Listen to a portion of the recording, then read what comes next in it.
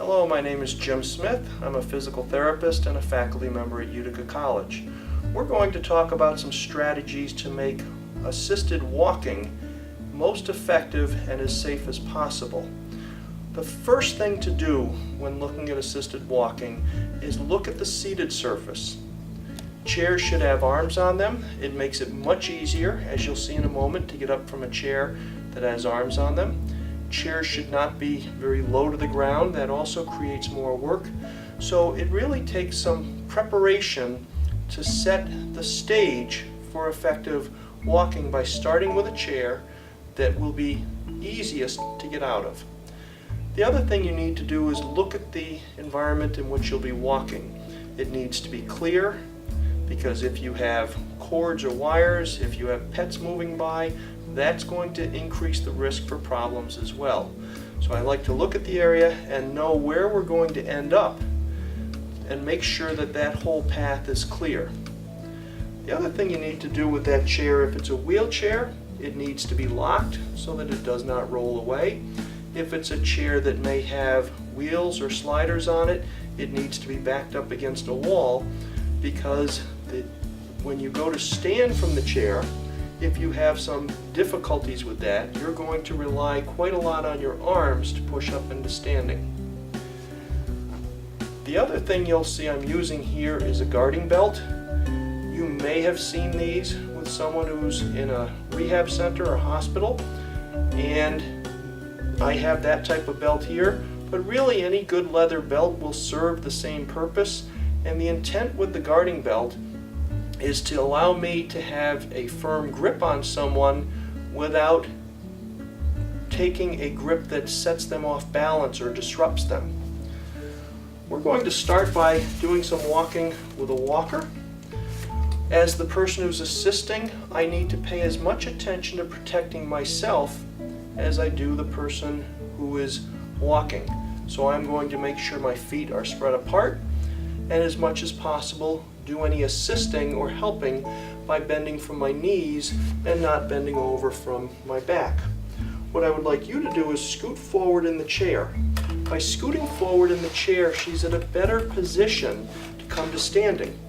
The other thing you want to do is make sure the feet are back as far as comfortably possible, because if the knees don't bend enough, there's not going to be the correct leverage to come into standing. So you're going to really encourage someone to bend their knees enough to get their feet underneath them. You're going to push with your hands on the arm of the chair and come on up into standing. Now move your hands to the walker and make sure the person is secure and stable in this position. Once everything looks stable, I'd like you to move the walker forward and step towards that. I'm keeping my body close to her so that I have good control should she get weakness or unsteady. What I'd like you to do now is turn around, and I want to show them what I'm doing with this guarding belt that makes it more effective for me. Turn one more time, and with the guarding belt, my concern is providing support to her. I have much more power in the muscles in my upper arm than I do down in my hand. So this grip with my hand may be convenient, but it's not very strong. What I do is put my arm into the belt and then grip it, so that should I need to provide a lot of support, I'm using large muscles to support her, not my hand grip. That may take some practice to get used to, but you'll notice I have a somewhat loose belt. I take up the slack with my arm and support her in this way. Now we can walk back to the chair. I'm going to have you turn around in short steps.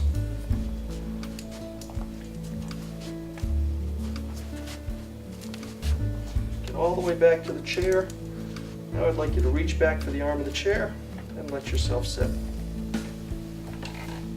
And now we're going to pause. Now, one of the concerns with walking with someone who's had a problem in the nervous system, such as stroke or multiple sclerosis, is it would be nice if we had rules, but we don't have any good rules that tell you whether you should stand on the weaker side or the stronger side of the person. There's some benefits from both of those, and so you're going to need to try some trial and error and practice with someone to find what works best.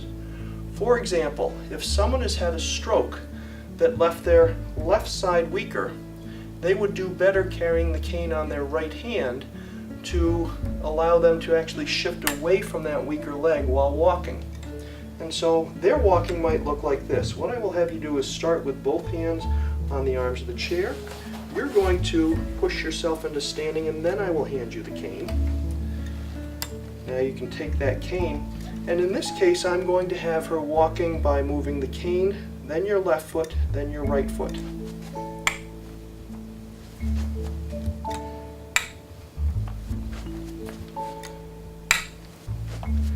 Good.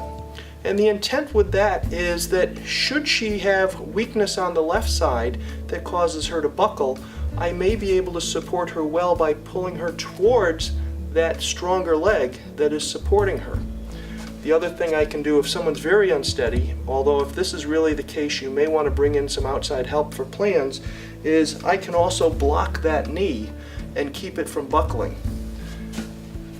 The same strategy can be applied on the other side, although I find this takes a bit more strength. If someone is weak on the left side, I actually have to provide that added support and lift up on them. And the reason I don't like that is I'm very concerned about the shoulder among people who've had a stroke. That shoulder has a tendency to develop a lot of pain because the muscles don't support it as well as they did before the stroke. So I try and avoid being on this position and assisting here. This may work better for someone who's got a different disorder like multiple sclerosis. If they have better strength on this side, I might grip their hand like this.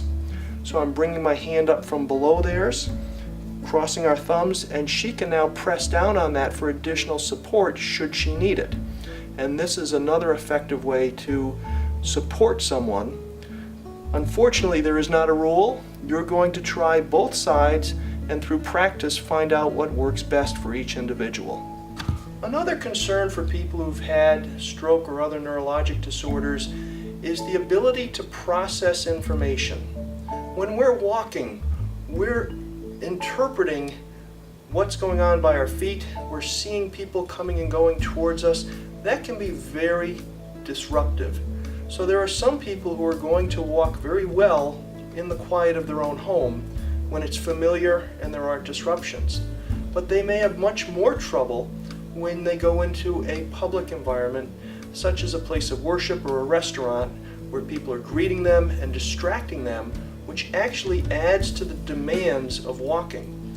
In those cases, it's very helpful to have someone either take your arm or to support them, because they need to compensate for all the thought demands that accompany moving around in a public place.